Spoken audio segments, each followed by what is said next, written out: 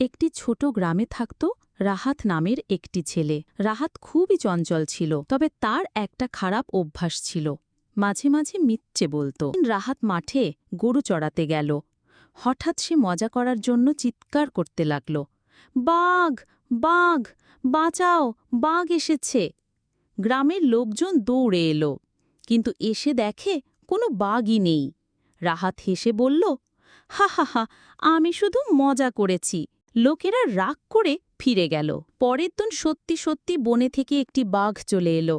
রাহাত ভয়ে কেঁপে কেঁপে চিৎকার করল, বাঘ, বাঘ, আমাকে বাঁচাও। কিন্তু গ্রামের লোকজন ভাবল এটা আবার রাহাতের মিথ্যে কথা, তাই কেউ আর এলো না।